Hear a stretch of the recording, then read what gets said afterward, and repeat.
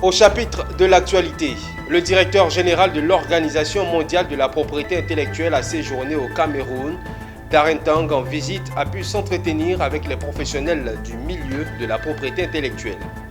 La ministre de la Cohésion nationale et de la solidarité et de la lutte contre la pauvreté a présidé à Ivo-Sept la cérémonie de restitution des corps identifiés des victimes des crises post-électorales. Au total, ce sont 14 corps qui ont été restitués. Et Touré Souleymane a reçu le prix du meilleur directeur des entreprises publiques ivoiriennes, prix décerné par ICS. On en sait davantage dans cette édition. Madame, Monsieur, bienvenue. Merci d'être des nôtres pour vous informer sur l'actualité d'ici et d'ailleurs. Ouvrons ce journal en nous rendant en Afrique centrale. C'est une première au Cameroun, la visite d'un directeur général de l'Organisation mondiale de la propriété intellectuelle. Darren Tang séjourne à Yaoundé. À cette occasion, une conférence autour d'un thème évocateur sur la propriété intellectuelle et le développement a été le point culminant de ces activités. Voici le compte rendu de Jonathan Messi et Arnold Ndal à l'hôtel Hilton de Yaoundé au Cameroun. Plusieurs articulations ont marqué la séance de travail qu'a présidé Darren Tang ce jour à l'hôtel Hilton de Yaoundé. Différentes personnalités étaient présentes, à l'instar des ministres des Mines et du Développement technologique, celui de l'économie et de l'aménagement du territoire, le ministre des Petites et Moyennes Entreprises et bien d'autres.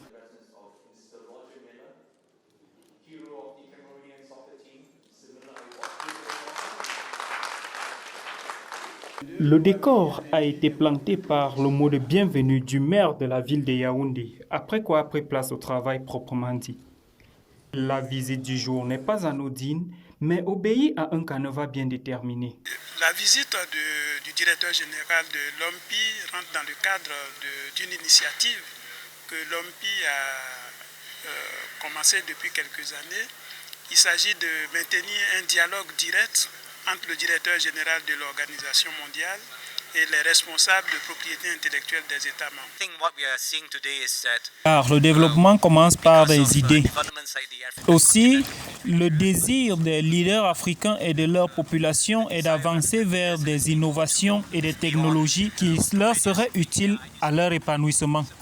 C'est donc important pour la création des emplois pour tous en Afrique. Belle opportunité pour les Camerounais, comme le souligne le ministre des Mines et du Développement technologique. Cette visite est très opportune pour le Cameroun. D'ailleurs, le siège social de l'OAPI se trouve à Yaoundé.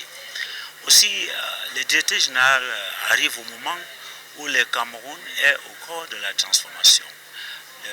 Dit que nos matières premières doivent être transformées, que l'industrie doit être développée. Et on ne peut pas développer l'industrie sans l'appui de la propriété intellectuelle. Une heure aura suffi pour balayer l'ordre du jour et à l'issue de la séance, on peut lire la satisfaction sur les visages et la convivialité dans les échanges. De retour sur l'actualité en Côte d'Ivoire, le directeur général du Conseil du coton et de l'anacarde était l'invité de la tribune Tout savoir sur. Cette tribune du Centre d'information et de la communication gouvernementale a donné l'occasion à Adama Coulibaly de dresser le bilan des deux filières qui contribuent à 9% dans le PIB, dont 7% pour l'anacarde. Kone Nanorgo, Enis Bogou et Richard Akeke. Avec 22% de la transformation locale de noix de cajou en 2023, la Côte d'Ivoire ambitionne d'atteindre les 50% à l'horizon 2030. Et déjà, avec plus de 300 000 tonnes achetées par les transformateurs locaux en 2024, les perspectives sont plutôt bonnes, selon Adama Coulibaly, directeur général du Conseil du coton et de l'anacarde, qui intervenait ce mardi 4 juin 2024 à la tribune gouvernementale Tout savoir sur. Quant à la transformation locale de la noix brute, elle est passée de 40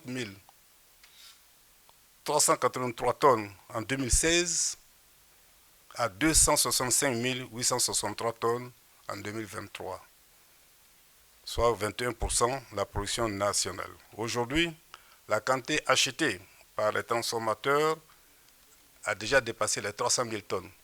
Ce qui est un seuil psychologiquement important pour nous et pour la filière.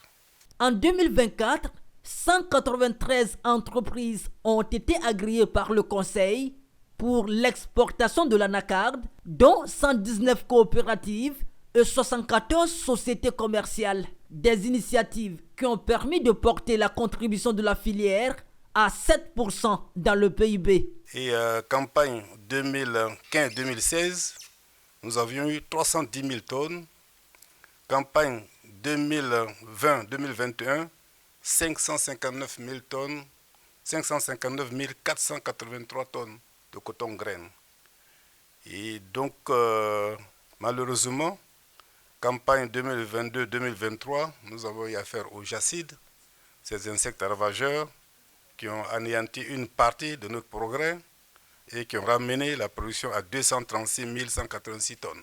La Côte d'Ivoire occupe le 5e rang des pays africains producteurs de coton.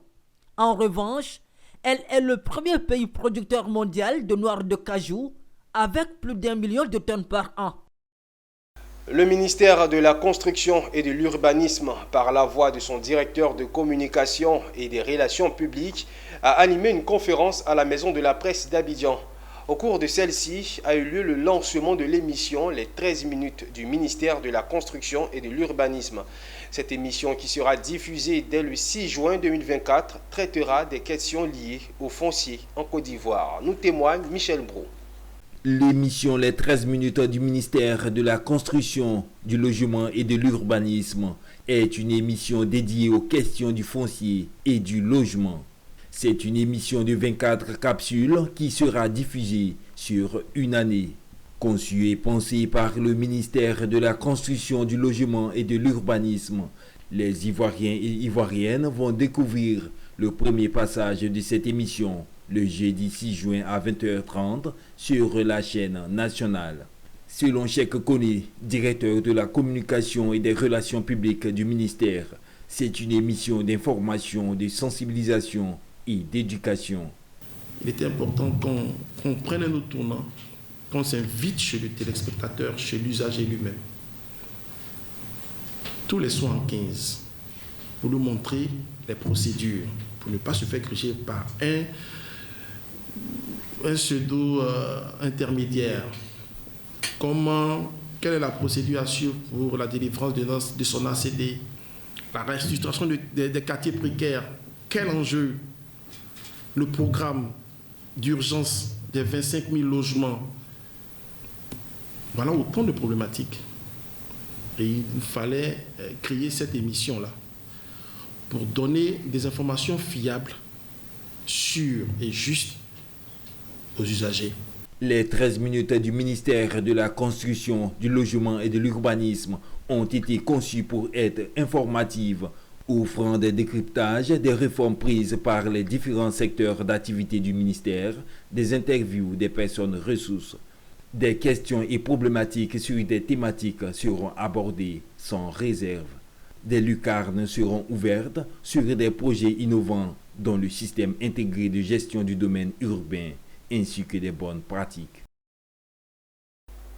La ministre de la Cohésion nationale et de la solidarité de la lutte contre la pauvreté a présidé à Ivosept, à Abidjan, la cérémonie de restitution des corps identifiés des victimes des crises post-électorales. Il s'agit pour le gouvernement, à travers cette cérémonie, de permettre aux familles des victimes d'accomplir les rites liés à la restitution des corps identifiés. Ce sont au total 14 corps des victimes qui ont fait l'objet de la cérémonie, suivie de la remise de fonds aux parents de victimes. Le compte-rendu de Pierre Tebeu et de Setekissi.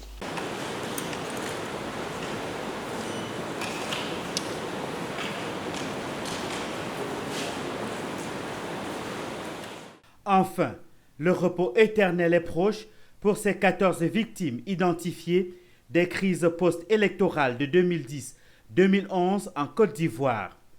2 cercueils symboliques qui entrent en procession dans la chapelle Félix Houphouët-Boigny à Ivosept devant les membres du gouvernement, parents, amis et connaissances et de la ministre de la Cohésion nationale, de la solidarité et de la lutte contre la pauvreté, présidant la cérémonie. Plus de 14 ans après leur décès, ils ont été identifiés et depuis ce mercredi 5 juin 2024, leurs dépouilles seront remises à leurs parents pour inhumation. Nous souhaiterons que un ou deux de chaque famille soient insérés dans différents corps de la police, gendarmerie, de la fonction publique. 2. Un fonds d'aide à la mère ou à un membre de la famille pour exercer une activité rentable. Doléance entendue par la ministre de la Cohésion nationale, de la solidarité et de la lutte contre la pauvreté, qui a annoncé la poursuite de la prise en charge de la scolarité des enfants des victimes de ces crises post-électorales par l'État de Côte d'Ivoire. Nous voulons vous rassurer ici que la prise en charge scolaire des enfants continuera. Le processus, certes, pour l'indemnisation des familles endeuillées prend fin aujourd'hui pour Abidjan, mais la prise en charge scolaire des enfants continue et continuera. La demande d'appui pour vos activités, nous avons reçu instruction du Premier ministre avec le ministre de la Jeunesse pour qu'un fonds soit dédié aux enfants des victimes. Cette opération débutée en 2013 à Abidjan a repris en 2023 avec l'étape de la région du Cavali et se poursuit aujourd'hui avec la remise de 14 corps identifiés à leur famille. La cérémonie s'est achevée avec la remise d'un chèque d'un montant de 1 500 000 francs CFA à chacune des familles des victimes pour leur permettre d'accomplir les rites liés à la restitution des corps identifiés. Intéressons-nous à l'environnement à présent. Le ministère de l'Environnement, du Développement durable et de la Transition écologique était en atelier ce mardi 4 juin. Au cours de cet atelier qui a vu la participation d'acteurs opérant dans le domaine maritime, il était question de porter à leur connaissance les nouvelles dispositions arrêtées par le ministère de l'Environnement dans le cadre de la gestion des déchets de navires. Le compte-rendu de Amiko Robara et de Marius Seri. Comme toute activité humaine, le transport maritime est une source de pollution environnementale majeure due à la production de différents types de déchets, notamment des déchets d'exploitation et des résidus de cargaison. Ils peuvent avoir des effets néfastes si des dispositions particulières ne sont pas prises en compte lors de leur rejet dans la nature. À cet effet, plusieurs conventions existent comme celle de Bamako interdisant l'importation des déchets dangereux en Afrique et celle de Marpol qui lutte pour la prévention de la pollution du milieu marin. Pour la gestion des déchets maritimes, la Côte d'Ivoire s'aligne conformément aux dispositions prévues dans les annexes de Marpol en signant des arrêtés. Les contenus et les enjeux ont été expliqués aux acteurs au cours d'un atelier. Et donc, vu que la Côte d'Ivoire a ratifié la Convention de Marpol en 1987, il était tout à fait juste qu'on mette en application toutes les dispositions de cette convention-là. Les arrêtés ont été signés pour que ces déchets-là ne puissent pas répartir lorsque les navires accostent dans nos ports. Il faut que ce soit débarqué, parce que c'est une obligation internationale. Mais pour que ce soit débarqué, il faudrait que le pays ait la capacité de pouvoir les traiter. Donc c'est cette capacité-là que nous avons désormais. Dorénavant, les entreprises opérant dans la gestion et le traitement des déchets maritimes doivent se conformer aux nouvelles dispositions avant l'octroi d'agréments. Les entreprises vont faire une demande. Suite à la demande, il y a toute une liste de pièces à fournir. Et ensuite, il y a un comité national d'agrément. C'est un comité constitué de différents ministères, de différents experts qui va faire le déplacement pour aller évaluer les capacités de l'entreprise à pouvoir traiter ces déchets. Toutes ces mesures viennent renforcer le cadre juridique en matière de gestion des déchets provenant des navires et générer des ressources pour le ministère en charge de l'environnement, les parties prenantes et les entreprises ivoiriennes disposant des capacités techniques et du savoir-faire pour traiter les déchets concernés. Ouvrons une page santé. L'hôpital américain de Paris, en collaboration avec Airlec Air, Espace et Médicis, a lancé récemment une formation destinée aux professionnels de la santé. L'objectif est d'outiller les apprenants aux premiers soins dans la prise en charge des accidents vasculaires cérébraux. Mise en situation pratique et des simulations sur des mannequins ont été attentivement suivies par nos reporters Pierre Tebeu et Maru Seri. Les premières minutes qui suivent un accident vasculaire cérébral AVC sont très inquiétantes et agitées. Le temps même est compté pour le patient. L'équipe de soins de santé doit être bien outillée pour la prise en charge des différents patients. C'est tout le but de cette formation initiée par l'hôpital américain de Paris avec son partenaire Médicis. En plus de la théorie, la phase pratique s'est déroulée sur un mannequin connecté comme en situation réelle. Alors là, on parle de 2 jours de formation avec une demi-journée sur le premier jour qui est le CIR, les soins immédiats en réanimation, qui est une formation accessible à la fois au personnel soignant comme à du personnel non soignant, mais ce sont les bases de la réanimation, c'est-à-dire faire un massage cardiaque efficace, savoir sécuriser les yeux et appeler à l'aide. La formation CIR-SARC est dédiée à la prise en charge en urgence de l'arrêt cardiaque. Tout le monde a des notions un peu éparpillées et le but de cette formation, c'est de pouvoir justement communiquer les bases reconnues au niveau international à tous les soignants, qu'ils soient médecins ou infirmiers. L'hôpital américain de Paris veut apprendre à réduire la prise en charge des premières minutes des AVC aux équipes de soins de Médicis. Naturellement, Médicis est notre partenaire parce qu'on a déjà construit une belle histoire ensemble et aujourd'hui on va la formaliser vers un accord pour créer un projet en commun. Et le projet en commun, c'est un centre de formation ACLS. Ces prises en charge peuvent se faire également de façon aéroportée, comme dans cet exercice de simulation avec l'équipe de Médicis. Station pour le pôle tombe à 82, saturation 97%, tension antérieure 88. Les techniques de la prise en charge des patients des AVC de l'hôpital américain de Paris sont transmises aux équipes de Médicis grâce à une convention qui a été signée lors de cette formation. Les participants à cette formation se verront décerner un certificat Advanced Cardiac Life Support ACLS. À l'occasion du jour anniversaire du grand poète russe Alexandre Pouchkine, s'est tenue la célébration de la langue russe. Dans le cadre du renforcement des liens d'amitié entre la Russie et la Côte d'Ivoire, l'entreprise Cher a initié une journée culturelle dont l'objectif est de promouvoir l'échange culturel et linguistique entre les deux pays. Le témoignage de Enis Bogou et Ezekiel Seri. Les langues constituent des processus vivants qui naissent et évoluent. Ainsi, la conférence générale de l'UNESCO a-t-elle proclamé depuis 2010, le 6 juin, Journée internationale de la langue russe. Cette journée s'inscrit dans le cadre du 225e anniversaire du grand poète russe Alexandre Pouchkine, qui correspond avec le préfixe de la Côte d'Ivoire 225. Cette coïncidence symbolique est l'occasion parfaite pour tisser des liens culturels et renforcer la compréhension mutuelle entre la Russie et la Côte d'Ivoire. Le culturel revêt une importance très capitale dans la mesure où on célèbre ici le 225e anniversaire de la culture russe et à travers un personnage de renom, un personnage qui a marqué l'histoire de la Russie, surtout dans le domaine de la littérature, Alexandre Pouchkine. Parce que pour nous, vous savez, notre culture, elle est immense. Et avoir une possibilité de montrer notre culture ici en Côte d'Ivoire, en Afrique, pour montrer ça aux Africains, c'est vraiment quelque chose d'extraordinaire. La culture est vraiment ce qui rapproche les peuples. Et la Côte d'Ivoire est un pays qui a vraiment une richesse culturelle à partager. Et donc apprendre des autres, c'est toujours s'enrichir.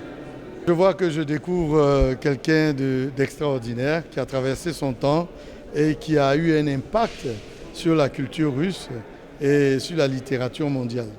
Pour cette première célébration ici en Côte d'Ivoire, des échanges, danses et panels ont meublé la journée culturelle de la langue russe. Et parlons distinction dans ce journal. Les projecteurs de l'Inter-Africain de communication et de sondage, ICS, se sont tournés vers M. Touré Souleymane, l'un des directeurs d'entreprises publiques en Côte d'Ivoire, ce mardi à Abidjan. Touré Souleymane a reçu en effet le prix du meilleur directeur des entreprises publiques ivoiriennes et son entreprise, le guichet unique de l'automobile, a reçu également le prix de la meilleure entreprise publique. Ce fut au cours d'une cérémonie de distinction placée sous le sceau du mérite. Sandrine Kwame et c'était ici. Touré Souleymane, élu lauréat du prix spécial panafricain d'excellence ICS 2024. Ce directeur proche à l'écoute des usagers du guichet unique de l'automobile de Côte d'Ivoire a attiré cette année 2024 les regards de l'Inter-Africain de communication et de sondage. Touré Souleymane a reçu une double distinction de l'ICS, dont le prix du meilleur dirigeant des entreprises publiques en Côte d'Ivoire, et aussi l'entreprise qu'il a à sa charge a reçu également le prix de la meilleure entreprise public de Côte d'Ivoire. Le lauréat a exprimé sa satisfaction de recevoir ces prix après tous les défis rencontrés pour le bon fonctionnement du guichet unique. Mais je suis fier parce que le guichet unique est un endroit assez sensible. C'est un endroit difficile, il faut beaucoup de courage, beaucoup de ténacité, beaucoup de lucidité, beaucoup d'abnégation. Quand on veut réussir au guichet, il faut faire preuve de maturité, d'acceptation de l'autre, mais de discernement.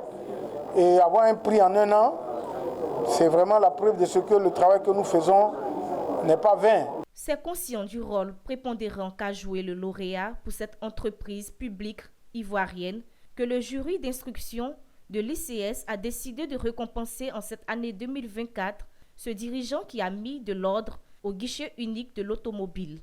Ce qui a milité en faveur de Touré Souleymane, c'est le travail, la qualité de sa gestion qui est gage du succès de cette entreprise. Voilà, il n'a pas baissé les bras depuis qu'il a été nommé à la tête du GUIA. Et à l'époque, le GUIA ne marche pas bien. Aujourd'hui, depuis qu'il a été nommé, la pose des plaques ont doublé. Depuis 2023, l'Inter-Africain de communication et de sondage récompense les administrations publiques et privées ainsi que des personnes dans tous les domaines d'activité. L'ICS a pour vocation de promouvoir l'excellence dans le domaine économique, politique, social, culturel de la Côte d'Ivoire et du continent africain. Et direction Yamoussoukro, où s'est organisé récemment un séminaire de renforcement des capacités des chefs de village de la sous-préfecture en vue de leur donner les prérequis nécessaires pour relever les défis d'une bonne gouvernance administrative du village. Le point avec Charles Kouakou, commenté par Pierre Tebeu. Contrairement aux autres circonscriptions administratives dont les administrateurs reçoivent une formation qui les prépare à l'exercice de leurs fonctions, le chef de village, qui est aussi chef de circonscription, n'en reçoit pas. Or, sa tâche devient d'autant plus délicate qu'il combine la gestion traditionnelle à la gestion administrative du village. Pour mener à bien cette mission, il a été organisé récemment à Yamoussoukro un séminaire de renforcement des capacités des chefs de village. Il est senti nécessaire pour nous encore d'organiser ce séminaire-là pour pouvoir les former sur la gestion administrative du village. Parce que les chefs n'ont pas de notion dans la gestion administrative du village. Ils ont une notion dans la gestion traditionnelle, mais pas administrative. Alors que cela fait pas de leur rôle. Donc on a vraiment décidé, lors du conseil de sous-préfecture, dans le plan d'action, que vraiment on puisse dédier en tout cas une thématique de formation des chefs du village sur la gestion administrative des villages. Nous sommes en même temps la base de l'administration et nous sommes en même temps les garants de notre tradition dans nos villages, par rapport à nos us et coutumes. Par rapport à ça, je pense qu'avec cette complémentarité, nous allons pouvoir effectivement avancer et créer le développement dans nos villages. Présent à cette rencontre, le préfet de région, préfet du département de Yamoussoukro et les autorités politiques ont salué l'initiative. Organisation de l'administration en Côte d'Ivoire fait du village l'entité de base de l'organisation administrative. Et cette entité de base est gérée par le chef de village. Donc de ce fait-là, le chef de village devient un agent de l'administration. Après cette formation sur la gestion du village, d'autres formations comme la gestion financière seront dispensées dans les mois à venir. La rentrée de la première promotion a été un succès.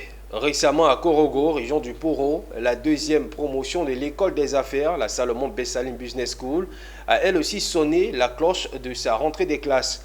L'objectif est de former les femmes et hommes pour en faire des personnes aguerries à la philosophie et à la pratique des affaires. Les populations du Nord venues nombreuses à cette rentrée se sont inscrites afin d'avoir une connaissance approfondie des affaires. Le compte-rendu de Ouattara Daouda.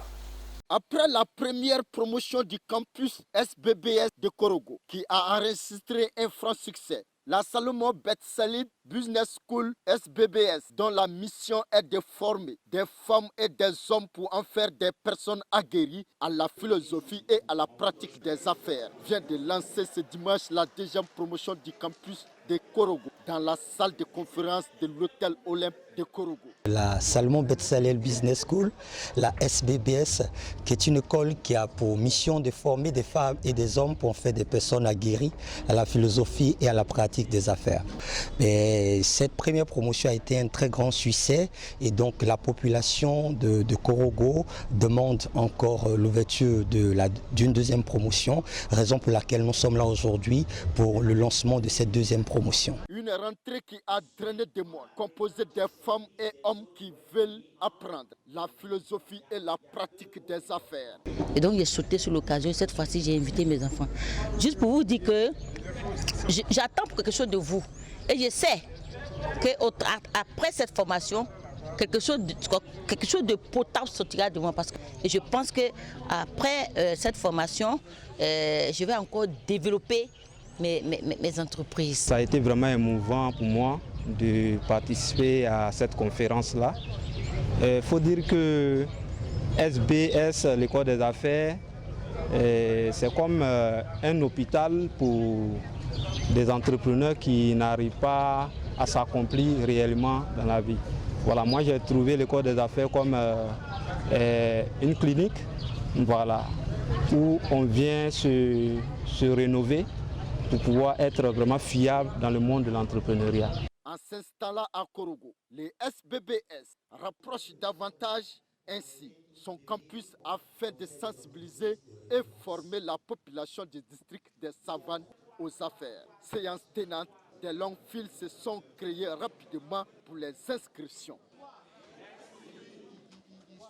En image à présent, le Cameroun et les Seychelles ont conclu un accord de principe avec le Fonds monétaire international pour le décaissement de plus de 150 millions de dollars. Un financement qui sera alloué au programme économique en cours visant à renforcer la stabilité financière et la croissance des deux pays. Le Cameroun recevra une enveloppe de 73 millions de dollars au titre de la facilité élargie de crédit et du mécanisme élargi de crédit. De plus, une somme de 45,6 millions de dollars sera allouée dans le cadre de la facilité pour la résilience et la durabilité. Quant aux Seychelles, elles bénéficieront d'un décaissement de 24,3 millions de dollars pour le mécanisme élargi de crédit et de 8,2 millions de dollars au titre de la FSR. Fin de cette édition que nous avons pris plaisir à vous le proposer. Merci de rester en notre compagnie. Le programme se poursuit sur la télé utile.